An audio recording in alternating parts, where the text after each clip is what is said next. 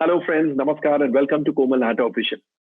दोस्तों, आज हमारे साथ हमारे मेहमान के तौर पर एक ऐसे सॉन्ग राइटर हैं, एक ऐसे लिरिसिस्ट हैं जिनके काम की जितनी तारीफ की जाए उतनी कम है। एक के बाद एक hit, super hit, blockbuster songs के वो हिस्सा रह चुके हैं और इससे ज्यादा मुझे कुछ कहने की जरूरत नहीं है।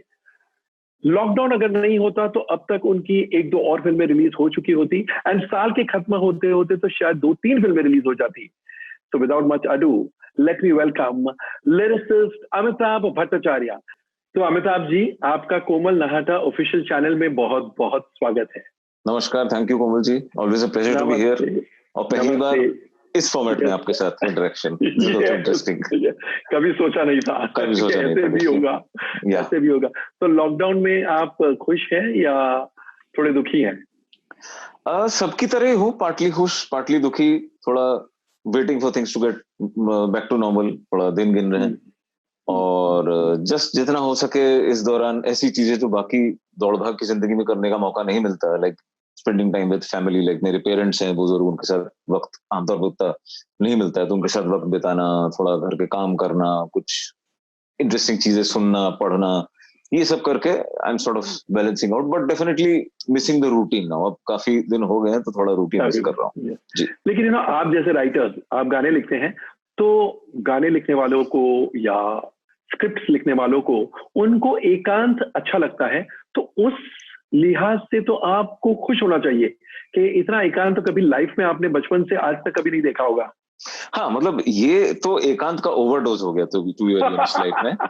लेकिन अगर आपको ध्यान हो, एक बार पहले भी जब मैं आपके स्टूडियो आया था और बातचीत हुई थी, तो मैंने ये कहा था आपको कि मेरा थोड़ा सा अलग है, कि मतलब ये सी बात सही है, राइटर्स थोड़ा सा सॉलिट्यूड प्रेफर करते हैं, एंड आई गेस स्पेशली जो स्टोरी स्क्रिप्ट राइटर्स जो एट लेंथ राइटिंग जो करते हैं उनको वो थोड़ा ज्यादा प्रेफर करते हैं। मैंने भी ज्यादातर देखा है they do it, but personally my thing is मैं थोड़ा हसल बसल पसंद करता हूँ। मुझे एकदम सन्नाटे में आप बिठा दीजिए, आई सडनली फील ब्लैंक। मुझे थोड़ा आसपास दुनिया दिखनी चाहिए, लोग दिखने चाहिए, हलचल दिखनी चाहिए, तो मेरा दिमाग चलता है।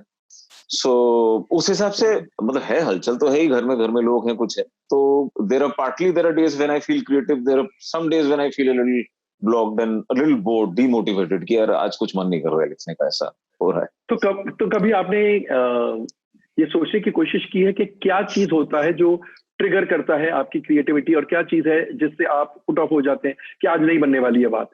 कभी सोचने की कोशिश की है? मेरे लिए यस, कई बार सोचा है ओवर द इयर्स। अब तो समझ लीजिए, मतलब फिल्मों में लिखते हुए 12 साल के करीब हो गए, एंड एट वेरियस स्टेजेस मैंने इस चीज को एक डीकंस्ट्रक्ट करने की कोशिश की है कि what is it that really gets me going.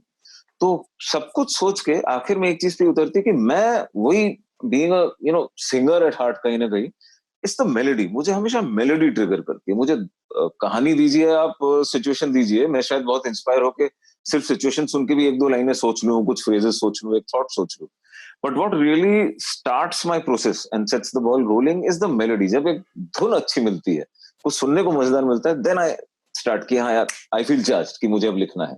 तो it's always the melody. And आज के जमाने में तो सिर्फ मेलोडी अक्सर कम ही आती है, मोस्टली वो ट्रैक और साउंड और रिदम के साथ भी आता है। तो that is what really gets me going. मतलब उसमें अगर इंटरेस्टिंग कुछ मिल गया तो ऐसा भी हुआ कि 15 मिनट में गाना बन जाता है। और कई बार ऐसा हुआ है कि अगर मेलोडी समझ लिए टेंटेटिव मिली है, नहीं मिली है, तो फिर वो महीने तक भी मामला अटका हुआ है कि अच्छा चलो थोड़ा सा लिख लिया, थोड़ा लिखना बाकी है। But it's always that my chemistry with the melody, if it happens then it's magic. अरे वाह! तो कुछ प्रोड्यूसर्स या कुछ म्यूजिक डायरेक्टर्स इसमें यकीन रखते हैं कि आप पहले गाना लिख दीजिए, उसके बाद धुन बनाएंगे, मेलोडी बनाएंगे। तो आप प्रेफर करते हैं the other way round? I prefer the other way round, but not to mention आजकल जो आपने कहा, जो लिखाई पे कंपोज करने का प्रोसेस बहुत रेयर है, लगभग ना के बराबर। 99.9% times it's always, because we are living in times of, it's a very production and sound driven era. तो म्यूजिक को पहले साउंड से, उसके प्रोडक्शन से, उसकी स्टाइल से कंसेप्चुलाइज किया जाता है, देन उस पे ख्यालात आते हैं। So most of the times film, मतलब मुझे तो इतने दिनों में बहुत कम ओकेजन ऐसे हुए होंगे, बहुत ऐसे कम लोग मिले होंगे जिन्होंने कहा कि आप पहले कुछ लिख के दीजिए फिर हम गाना बनवाते हैं। टू बी वेरी ऑनेस्ट, ऐसा हुआ ही नहीं कभी।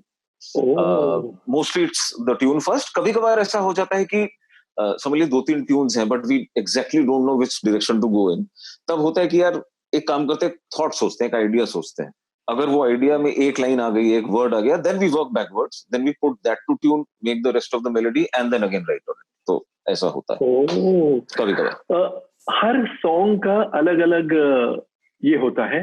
किसी सॉन्ग में आपको एकदम अंदाजा, मतलब सुनने के बाद आपको ऐसे लगता है ये गायकी एक्स्ट्रॉर्डनरी है, सिंगर ने एक्स्ट्रॉर्डनरी काम किया है। जी। कुछ सॉन्ग्स में आप समझ ही जाते हैं कि यार ये म्यूजिक इतना एक्स्ट्रॉर्डनरी है कि ये गाना सुपरहिट म्यूजिक की वजह से होगा। और कुछ गानों के बोल बहुत टेरिफिक होते हैं। तो पर्टिकुलर सॉन्ग्स के पर्टिकुलर ये होते हैं। लेकिन मोटा मोटी अगर मैं आपको पूछूं किसी सुपरहिट गाने में आप सबसे पहला या सबसे ज्यादा इंपॉर्टेंस म्यूजिक को देंगे, सिंगर को देंगे, लिरिसिस्ट को देंगे, एंड सेकंड किसको और थर्ड किसको? जैसा मैंने कहा सॉन्ग टू सॉन्ग डिपेंड करता है, लेकिन मोटा मोटी 80% of the song, 70% of the song, तो जी। क्या करेंगे आप? इस पे मेरा थोड़ा अलग पर्सपेक्टिव है कोमल जी। मैं हमेशा एक गाने को, a song for me is one entity.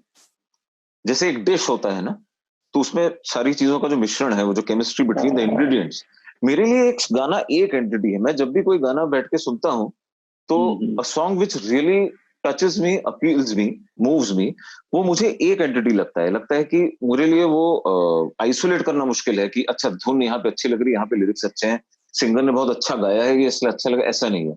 मेरा मानना है कि सॉन्ग एक कंप्लीट एक एंटिटी होती है, सारे खांचे they fall into place in equal proportion, correct होते हैं ऑल डिपार्टमेंट्स। आज के जमाने में जैसे मैंने पहले कहा, it's not only the melody, the lyricist and the singer, it's also the production, the person who is producing the track, उसका भी आज के डेट में उतना ही रोल हो गया है। तो सारी चीजों का समावेश होता है, तब एक एंटिटी बनती है जो आपको मूव करती है। बट हाँ, ये हो गया एज ए लिसनर मैं आपको बता रहा हूँ, और एज ए म्यूजिक कॉनोसियर मैं आपको बता रहा हूँ। But technically as a lyricist professionally अगर मैं बैठूं, अगर धुन आती है, तो कई बार क्या होता है कि धुन आई, मैंने धुन पे लिखना शुरू किया, एक टीम होती है, चाहे वो मैं हूँ, कंपोजर है, डायरेक्टर है, हम लोग मिलके वी डिसाइड कि अच्छा लग रहा है बट समथिंग इज मिसिंग। तो देन हम सोचते हैं कि यार ऐसा है, यहाँ पे जो धुन है वहां पे ऐसा लग रहा है धुन बहुत अच्छी है, the lyrics is not entirely complementing यहाँ पे, या फिर द अदर वे अराउंड, इस जगह थॉट बहुत अच्छा है, मेलोडी इसको थोड़ा सा और उठा सकती है, तो हम उसको ट्वीक करते हैं, या तो मेलोडी के हिसाब से लाइन को अपग्रेड करते हैं, या लाइन के हिसाब से मेलोडी को अपग्रेड करते हैं। फिर गाना अच्छा बन गया, बहुत अच्छा लग रहा है, the singer needs to put in more, या फिर a different voice needs to be tried out, जो ज्यादा इमोशन और करेक्ट जस्टिफाई कर सके उसको। कई बार ऐसा होता है सब कुछ अच्छा है, there's something missing, what is it? It's probably the track। तो ट्रैक पे रिवर्किंग होता है, ट्रैक पे ऑप्शंस बनते हैं, देन एक ट्रैक आता है कि हाँ ये ट्रैक एकदम करेक्ट कॉम्प्लीमेंट कर रहा है, तो वो मतलब बिहाइंड द सीन ये है कि इन चारों चीजों को नाप तोल के बिठा के लाया। तो मेरे हिसाब से ऑल आर इक्वली इंपॉर्टेंट। मेरे लिए पर्सनली, जो मैंने पहले भी कहा कि since the melody gets me going, मैं मेलोडी को हमेशा क्रेडिट देता हूँ। कि लोग मुझे आकर भी अगर आज कहते हैं कि आपका फला फला गाना बहुत अच्छा लगा, ये बहुत अच्छा लगा, तो मैं कहता हूँ कि यार वो मेलोडी कमाल थी, because it got it out of me. अगर मैं ऐसे पेन पेपर लेके बैठता, शायद ये ख्याल मेरे दिमाग में नहीं आता। अमिताभ जी, जैसा आपने कहा कि आजकल म्यूजिक प्रोड्यूसर जो है, जो म्यूजिक प्रोड्यूस करता है, उसका भी बहुत ज्यादा इंपॉर्टेंस है। इतने सालों तक, काफी सालों तक उस बंदे का इतना इंपॉर्टेंस क्यों नहीं था, या अब क्या बदल गया है कि वो भी उतना ही इंपॉर्टेंट हो गया जितना कि music composer, song writer and singer है? देखिए, इसको मैं सिर्फ अपनी राय अगर दूं, not that I am speaking for everybody, अपनी राय अगर दूं, इंपॉर्टेंट वो हमेशा से ही था। अब क्योंकि आई एम शेयरिंग एक behind the scene perspective with you, तो वो हमेशा से इंपॉर्टेंट था, लेकिन अब शायद उसके बारे में अवेयरनेस बढ़ रही है, लोग समझ रहे हैं कि हाँ ये भी एक डिपार्टमेंट है जो इंपॉर्टेंट है। आपको एक बहुत सिंपल सा एग्जांपल दूंगा, जैसे लक्ष्मीकांत प्यारेलाल साहब, ठीक है, वी हैव ऑलवेज, जैसा कि मैंने कहा, उनके गाने हमारे लिए एक सिंगल एंटिटी है। मतलब हम जब उन गानों को सुनते हैं, लक्ष्मीकांत प्यारेलाल उनका म्यूजिक हम सुनते हैं, उसमें बख्शी साहब के लिरिक्स हों, या जिन्होंने भी गाया है, रफी साहब ने गाया है, लता जी ने गाया है, खुशबुदा ने गाया है। लेकिन ये बात बहुतों को मालूम है कि Pyare ji was mainly the orchestration of the song, जो प्रोडक्शन उसका, जो हम पूरा लेआउट सुनते हैं, वो प्यारे जी तैयार करते थे। तो अगर आप उन गानों को सुने, जो भी लैंडमार्क उनके गाने हैं, उनमें that sound, that instrumentation which we hear, कि सिंगर गा रहा है, साथ में जो रिदम चल रहा है, पीछे स्ट्रिंग लाइंस चल रही है, ब्रास सेक्शन आ रहा है, साइड रिदम्स बज रहे हैं, फ्लूट आ रहा है, कुछ आ रहा है, वो कितना, बिकॉज वो सही जगह पे अभी जैसे एक दो दिन पहले वो सुभाष जी के साथ एक इंटरव्यू था हमारा बख्शी साहब के 90 बख्शी साहब के, यस जी उस पे था।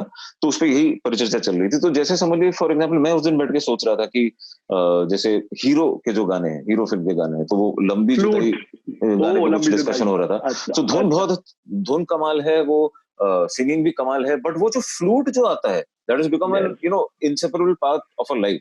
मैं अभी लॉकडाउन के टाइम पे हर दूसरे तीसरे दिन खिड़की के नीचे गली में एक वो बांसुरी बेचने वाला आता है, और मैं जिस टाइम नींद से उठता हूँ वो हीरो वाली धुन बजा रहा होता है। तो इट्स अ ब्यूटीफुल फीलिंग, सो वो जिन्होंने बजाया है या जिन्होंने उस धुन को, उस पीस को बनाया था, उसका भी उतना रोल है, बिकॉज वो एक रोल प्ले करता है।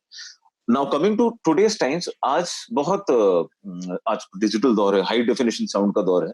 So the groove, the kick, that base line, that's मतलब अगर लेमैन की तरह के बोलो ये जो हम सुनते हैं, जो which gets us going, if it's a party number जिसको सुन के आपको डांस करने का मजा कर रहा है, आप एंजॉय कर रहे हैं, तो वो जिस बंदे ने उस खांचे को बनाया उसका रोल भी इंपॉर्टेंट है, बिकॉज वो कॉन्स्टेंटली सुनाई दे रहा है हमको। So that's why I said कि all departments have now become equal, and somehow in today's age we have become more aware of this, because उनको लेके भी बात होती है कि भाई साउंड कौन प्रोड्यूस कर रहा है, कैसे हो रहा है। so that's why it's important. Correct. Amitabh ji, अब आपकी हाल ही में फिल्म रिलीज हुई दिल बेचारा, जो स्ट्रीमिंग प्लेटफॉर्म पर रिलीज हुई। अब एक्टर्स, प्रोड्यूसर्स, डायरेक्टर्स, उनके इमोशंस अलग होते हैं। दे फील सैड कि बड़े पर्दे पर नहीं हुई। एक सॉन्ग राइटर, एक लिरिसिस्ट को भी ये दुख होता है कि मेरी फिल्म बड़े पर्दे पर नहीं आई, या ऐसा नहीं है? देखिए, एज अ सॉन्ग राइटर, मतलब आपको सच बताऊं Komal ji, we belong to that school of thought ना। मैं छोटे शहर से बड़े शहर में आए थे कि फिल्मों में काम करेंगे, वो चाहे जो भी काम करेंगे, कि हमारा काम बड़े पर्दे पे आएगा। हम लोग वो बड़े पर्दे को देख के बड़े हुए हैं, तो of course we miss it. Even I would have loved it, I am sure the entire crew we would have loved it, अगर थिएटर में आता, वो थिएटर में हम बड़े पर्दे पे उसका एक्सपीरियंस लेते। बट अल्टीमेटली मीडियम है, लेकिन जो चीज हमने प्यार से बनाई है, जो फिल्म बनाई गई है, उसका म्यूजिक बनाया गया, हमने जो काम किया है, वो लोगों तक पहुंचे, लोग उसे सुने, और चाहे जिस फॉर्मेट में देखे, अगर वो पसंद करें and the emotion gets our intentions get conveyed, so the purpose is solved. Yes, मतलब it's not as if everything is lost, वो वाली बात नहीं। Not at all. Of course ultimately वो लोगों तक तो पहुंची in a different way, in a different format of, जो जिस वक्त चाहे बैठ के घर में देख सकता है। लेकिन हाँ, वो मैं अभी भी मैं उस दौर का हूँ जो फिल्मों में बड़े पर्दे पे फिल्म देखता तो सोचता था कि एक दिन मैं इस दुनिया का हिस्सा बनूंगा। तो आज एक वो बड़ा पर्दा मिस तो डेफिनेटली करता हूँ और करूंगा भी हमेशा। जी, बात है।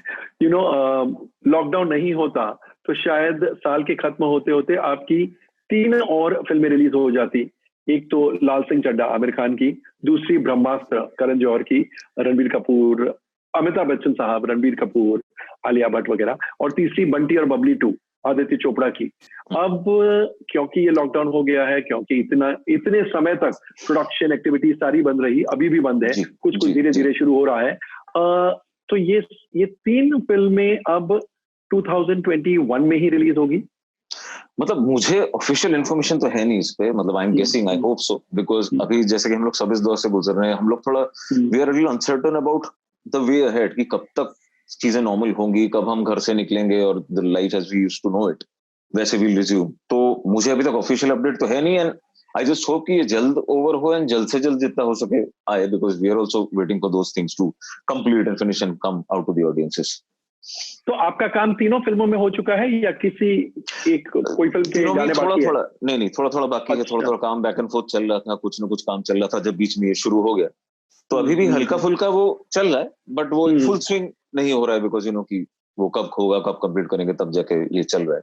So we are waiting for it. कभी ऐसे, ये तो एकदम ही एक्स्ट्राऑर्डिनरी सिचुएशन है, हम सबकी लाइफ में ये पहली बार हमको देखने को मिल रहा है, जहां पर 4 महीनों तक हम घर के अंदर चुपचाप बैठे हैं, काम सारे बंद है। जब ऐसा ब्रेक आ जाता है काम के बीच में, चाहे वो लाल सिंह चड्ढा हो, या बंटी और बबली 2 हो, या ब्रह्मास्त्र हो, तो एक rhythm in the other sense of the term, एक रिदम तोड़ने वाली बात होती है। देखिए, क्रिएटिव प्रोसेस में, चाहे मतलब मैं जहां तक मैं म्यूजिक की बात करूंगा, कि हम अगर फिल्मों के लिए गाने बना रहे हैं, मतलब one song at a time, one situation at a time हम काम करते हैं उसके ऊपर, तो यस, एक रिदम रहता है, एक फ्लो रहता है। अगर उसमें एक काफी टाइम का गैप आ जाए, एक ब्रेक तो आता है, but then again because it's a team work and it's human energies, again I am sure when we connect we will take it up from there where we left it. But और ऐसा भी देखिए, अभी तो lockdown की बात है, इससे पहले भी कई बार हुआ कि कोई फिल्म में म्यूजिक बनते वक्त उसके जो गाने बना रहे, it has happened over a long period of time, वो धीरे धीरे बना है ये वो. So irrespective of that, I guess that is where our professionalism and our calibre comes in, कि जब एंड प्रोडक्ट आए उसमें ये ना पता चले कि बीच में कहीं होगा, मतलब that's what we make sure कि वो वहां पे वो अपने एंटायरिटी में करेक्ट आना चाहिए, एंड वो बीच में कैसे हुआ वो बिहाइंड द सीन हम लोग उसको एडजस्ट कर लेंगे. मतलब शो मतलब गोडाउन में जो चल रहा है वो शोरूम में नहीं दिखाई देगा. सही सही बात है. आपके लिए पर्सनली, आपके लिए ये बात मायने रखती है कि इस गाने को लिप सिंक कौन देने वाला है, लिप सिंक कौन करने वाला है, कौन सा हीरो, कौन सी हीरोइन, ये सब बातें मायने रखती हैं? कौन दे रहा है ये उतना मायने नहीं रखता, लिपसिंक हो रहा है या नहीं ये मायने रखता है. बिकॉज उसके हिसाब से बहुत सी चीजें चेंज होती है. अगर आपका कैरेक्टर लिपसिंक कर रहा है तो then you have to somehow keep a track of the fact कि वो जो लाइंस लिप करेगा वो एक मतलब एक बिलीवेबिलिटी के उसमें होना चाहिए कि हाँ भाई ये कैरेक्टर ये लाइन लिप कर सकता है. लेकिन जब कभी एक जिसको हम आजकल मोन्टाज सीक्वेंस बोलते हैं, बैकग्राउंड का गाना होता है कि आप एक सिचुएशन देख रहे हैं, बैकग्राउंड में गाना चल रहा है, तो उसमें कुछ लिबर्टीज भी होती हैं. जैसे इसका आपको एक एग्जांपल देता हूं मैं, कि जो मुझे एकदम से ध्यान में आ रहा है, कि जैसे हमारी फिल्म थी अग्निपथ, उसमें एक गाना था ओ सैया. तो वो फिल्म का जो फाइनल था उसमें उतना नहीं था, थोड़ा सा था वो गाना, बट वो गाना पूरा अपने आप में शूट हो रहा है, उसका वीडियो इज देयर. तो वो गाना अगर आप देखें, वो जो पिक्चराइज हुआ है वो हीरोइन के पर्सपेक्टिव से है, लेकिन उसको गाया रूप कुमार राठौर साहब ने, बिकॉज वो लिप नहीं कर रहे कैरेक्टर्स, तो वो एक उस सिचुएशन के ऊपर एक है, और रूप कुमार जी ने गाया. तो it's a male voice which is singing the females perspective, and वो बहुत खूबसूरती से कॉम्प्लीमेंट करता है एक दूसरे को. वहीं पे अगर लिप कर रहे होते तो obviously it would have been a female voice and female voice. जी जी करेक्ट. सही सही बात है, सही बात है, बिल्कुल सही. कभी कभी ऐसे होता है कि आपकी 2-3 फिल्में एक के बाद एक बहुत क्विक सक्सेशन में आती है, तो जो गानों को बढ़ावा मिलना चाहिए, पॉपुलैरिटी मिलनी चाहिए, रजिस्टर होना चाहिए लोगों के दिलो दिमाग में कि अमिताभ भट्टाचार्य के लिरिक्स है, वो कहीं खो जाता है.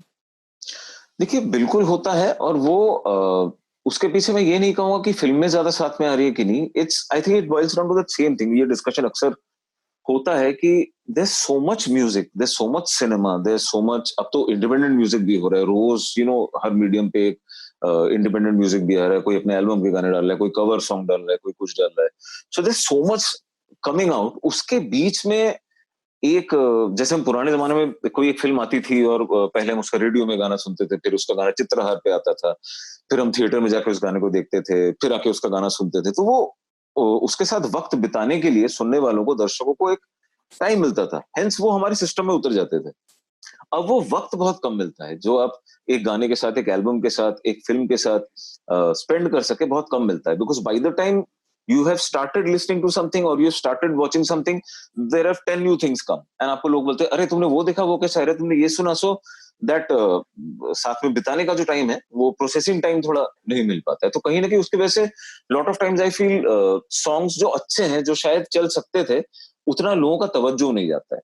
लेकिन स्टिल कहा यही जाता है कि अगर गाने में वाकई दम है, वाकई पोटेंशियल अच्छा है गाना, तो वो अपनी जगह बना लेगा. भले फिल्म जाने के कुछ दिनों बाद लोग उसको पकड़े, लेकिन गाने को पकड़ लेते हैं लोग. तो ये थोड़ा आजकल होता है. Also in films lot of times, because the run times are limited now, अक्सर होता है कि because even you would agree with the fact कि हमने जो गाने जो which sort of mark our entire history of cinema, जिनको हम यादगार गाने कहते हैं, वो गाने अच्छे थे, हमको सुन के पसंद किया. ऑल्सो जब हम उनको थिएटर में देखने गए, तो वो जो सिचुएशन में पिक्चराइज किया गया, वो जिस तरीके से आया, that leaves an impact on us. आजकल कई बार उसमें भी थोड़ा सा एक मजबूरी है, शायद फिल्म मेकर्स की भी गलती नहीं है, कि उनका रन टाइम इतना कम है कि वो 4-5 गाने पूरे पूरे मुखड़ा अंतरा, वो भी एक फ्लो में एक जगह पे, उनको जस्टिफाई करना मुश्किल हो जाता है. कई बार होता है कि एक गाना आया, उसका मुखड़ा फिल्म के शुरू में आया, अब सेकंड हाफ में उसका अंतरा आ रहा है, बट आप देखने में ठीक लग रहा है, लेकिन लिसनर का वो कनेक्शन नहीं बन रहा है. उसकी वजह से भी सफर कर रहा है, या गाना बैकड्रॉप में चल रहा है, बीच में डायलॉग्स के, कैरेक्टर्स के डायलॉग शुरू हो गए. तो बहुत सी टेक्निकल चीजें हैं. तो उसमें कोशिश करके हम लोग यही करते हैं, जब गाना बन रहा होता है, कि भाई इसको टाइम कितना मिल रहा है. अगर यहाँ पे गाना जस्टिफाई हो रहा है, तो हम पूरे गानों को यहाँ देते हैं, या फिर लेट्स डू समथिंग कि यहाँ पे maybe we go with background treatment और व्हाटएवर. तो ये कोशिश हम करते हैं ताकि इम्पैक्ट ज्यादा पड़े. बिकॉज गाना अगर आप फिल्म के लिए बना रहे हैं अपने कैरेक्टर्स के लिए, while your film is playing, उस वक्त गाना अगर आ रहा है, तो unless it comes properly and makes it's presence felt, उसका इम्पैक्ट नहीं आता है सर, वो लॉस्ट इम्पैक्ट हो जाता है। तो अमिताभ जी, जैसा आपने कहा ना कि आजकल टाइम नहीं मिलता है, ऐसे सिचुएशन में, ऐसे जब हालात है, आप लोगों की स्टाइल को भी आपको चेंज करना पड़ा टू सूट दिस टाइम, या स्टाइल नहीं बदली?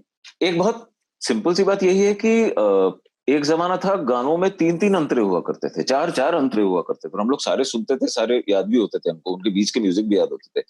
आज रेयरली किसी गाने का सेकंड अंतरा होता है। फर्स्ट अंतरा बन गया मतलब गाना काफी है, मुखड़ा आया, अंतरा आया, कमिंग बैक टू मुखड़ा, सॉन्ग ओवर। बहुत रेयरली होता है कि या तो कोई दूसरी सिचुएशन है, दैट्स व्हाई हम लोग एक दूसरा अंतरा बनाते हैं।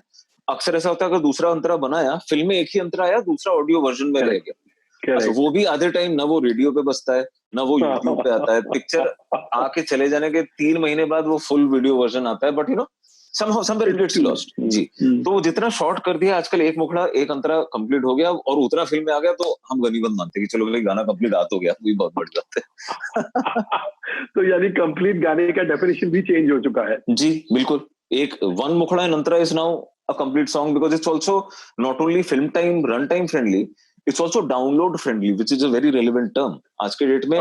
छोटा गाना फटाक से हुआ, एंड ऑल्सो जो मैंने कहा, लोगों का जो दैट अटेंशन स्पैन है वो कम है, तो इसलिए एक there is a whole new school of thought which also believes कि गाना शॉर्ट ही हो तो अच्छा है, बिकॉज देन उसका वो लूप पे बजाने वाली क्वालिटी बढ़ती है, कि गाना अगर बहुत देर तक चलेगा तो लोग थोड़ा बोर हो जाएंगे, अगर वो शॉर्ट है तो you want more of it, so you play it on loop. तो ये भी उसके पीछे एक फैक्टर है।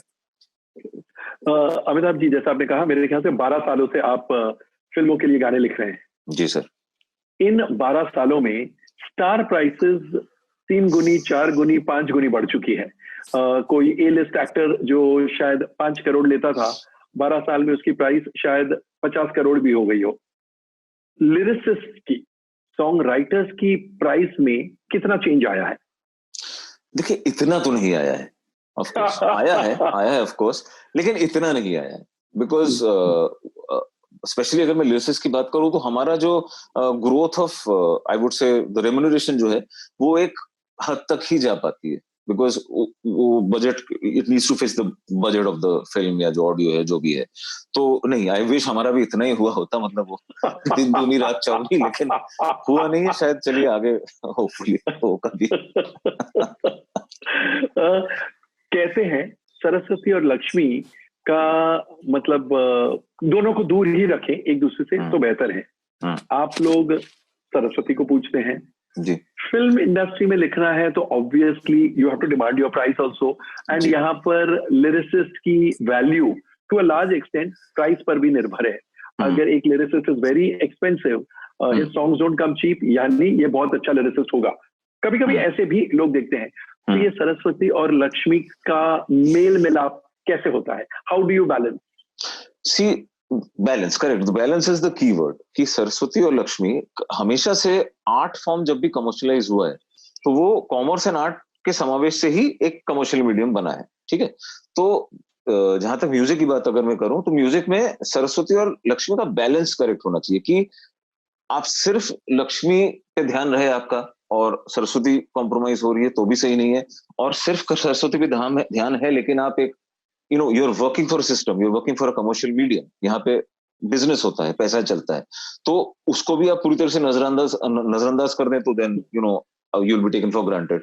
तो बैलेंस ढूंढना मुश्किल है, उसी का हमेशा ध्यान रखना पड़ता है कि दोनों चीजें कॉम्प्रोमाइज ना हो। दैट्स व्हाई बैलेंस एक करने का दूसरा तरीका क्या है कि sir there are so many projects that we do, ठीक है। सो उसमें कई बार होता है कि there are certain projects that I would say कि when I choose as a lyricist I know कि yes this is a good film, a good banner, a good level का एल्बम है, good team, I want to work them, and यहाँ पे the money aspect is also good. And there are times where I come across maybe a film और a song जो कि मुझे लगता है कि यार बहुत अच्छा है, माना कि यहाँ पे उतना बजट नहीं है, but I really want to be part of this song, I really want to be part of this album और दिस फिल्म। तो तब आप माँ लक्ष्मी को थोड़ा सा ब्रेक देते हैं और आप सरस्वती पे ध्यान देते हैं। तो that's how you balance it, और आई बिलीव ऑल आर्टिस्ट कहीं ना कहीं आई am sure they must be doing the same balancing. सही बात है जी। और अमिताभ जी, ब्रह्मास्त्र और लाल सिंह चड्ढा, इन फिल्मों के गानों के बारे में आप क्या कहेंगे? Which is a musical, which is situational, कितने गाने हिट होने की गुंजाइश है? क्योंकि आप तो जुड़े हैं म्यूजिक, पूरे म्यूजिक क्रिएशन प्रोसेस के साथ जुड़े हैं। जी देखिए, अब ये तो थोड़ा ट्रिक क्वेश्चन है, तो मतलब मैं इस पे ज्यादा क्या कह सकूं कि दोनों ही म्यूजिकल हैं, दोनों में काफी सिचुएशंस हैं, रेंज ऑफ सॉन्ग्स हैं, एंड हमने मेहनत उतनी ही की है जितना कि हम अपने हर प्रोजेक्ट में करते हैं। एंड इत्तेफाक से दोनों मेरा प्रीतम जी के साथ है, दोनों में म्यूजिक। और लाल सिंह चड्ढा आमिर खान साहब की फिल्म है, बीइंग डायरेक्टेड बाय अद्वैत चंदन। मैंने इससे पहले जाहिर दंगल में हमने आमिर साहब के साथ की है। और ब्रह्मास्त्र ऑब्वियसली अयन मुखर्जी धर्मा प्रोडक्शंस, हमने इससे पहले ये जवानी है दीवानी की है, तो हमारा एक रिपीट कोलैबोरेशन है ये। So I am really keeping my fingers crossed and we are really excited about the work we are doing and giving it our best and hoping कि उतना ही पसंद आए लोगों को, और ये जोड़ी वापस हमारी टीम कुछ मैजिक करके दिखाए। और बंटी और बबली का म्यूजिक सुपर हिट था, बहुत बहुत चला था। तो बंटी और बबली 2 का क्या प्रेडिक्शन है आपका म्यूजिक को लेकर? And you needn't B modest, अगर एक्स्ट्राऑर्डिनरी है तो कह ही डालिए एक्स्ट्राऑर्डिनरी है। नहीं आजकल फिर मैं कहीं आपको क्रेडिट दूंगा कि क्या फोरसाइट है, इन्होंने प्रेडिक्ट किया था। नहीं मतलब आपके मुंह में घी शक्कर, काश ऐसा हो। लेकिन Bunty Babli obviously it's one of the most landmark albums we have ever had. उसमें गुलजार साहब की राइटिंग थी, तो एक तरीके से I am very fortunate, I feel very happy that अभी इस वक्त शंकर संगर के साथ उसका जो दूसरा म्यूजिक है वो उसमें मैं उसका हिस्सा हूँ। सो बट इसमें थोड़ा सा हमारा अप्रोच अलग है, क्योंकि फिल्म के डिमांड के हिसाब से थोड़ा म्यूजिक का अप्रोच अलग लिया है हमने, कोशिश की है। And we have made a fun filled album, कुछ मजेदार बनाने की कोशिश की है। सो आई रियली होप कि आए और लोगों को उतना ही अच्छा लगे। और no comparison with the first album because that I am not being modest, वो ग्रेट एल्बम है। उसमें कजरारे जैसा गाना, मतलब जो कि एक one of the all time hits है, तो वो कंपैरिजन सोचते ही अपने दिमाग में एक एक वो परफॉर्मेंस क्वेश्चन आने लगता है। तो I try not to think about it, I have just focused and being in the moment, I try to deliver my job and I have had fun while working on the album. बहुत मजा आ रहा है जी। क्या बात है। और आजकल घर बैठ के ही कितने गाने लिख डाले हैं आपने 4 महीनों में? बहुत कम, इत्तेफाक से आपको बताऊं, जो जैसा कि मैंने कहा कि आपको लगा कि भाई ये तो घर पे तो बहुत लिखा होगा, नहीं, उसकी वजह ये है कि उतना फ्लो में अभी काम कर भी नहीं रहे हम। और दूसरी बात है कि वही since I am used to that energy process, jamming with composers, going to the studio, singer आ रहा है, डिस्कशन हो रहा है, तो अब वो थोड़ा मिस कर रहा हूँ। तो किसी किसी दिन ऐसा होता है कि कोई गाना आया, थॉट फटाफट बन गया, और ये पता चला मुखड़ा 15 मिनट में बन गया, फिर अंतरा 15 दिन तक नहीं बन रहा है, ऐसा भी हो रहा है। So again I just hope ये जल्दी ओवर हो, so I can get back to my thing that I am good at. Yes Amitabh ji, आपने सही कहा। लेट्स ऑल होप दैट ये जल्द खत्म हो जाए and we all get to our daily routine, because daily routine से ही जो एक्साइटमेंट और एनर्जीज आती है वो और किसी तरीके से नहीं आ सकती। Thank you so much Amitabh ji, आपने हमारे साथ इतनी अच्छी अच्छी बातें की, बहुत ज्ञान दिया, उसके लिए शुक्रिया। Thank you very much. Pleasure, always a pleasure Komal ji, thank you so much for having me. तो दोस्तों, ये थे अमिताभ भट्टाचार्य साहब। आपको ये इंटरव्यू कैसा लगा? कमेंट सेक्शन में जाकर अपने कमेंट जरूर पोस्ट कीजिएगा और हमें ये भी बताइएगा कि आपके हिसाब से अमिताभ भट्टाचार्य साहब का सबसे सबसे बढ़िया गाना कौन सा है। एंड जैसा मैं इन दिनों हमेशा कहता हूं, stay home, stay safe, stay relevant end of course stay tuned.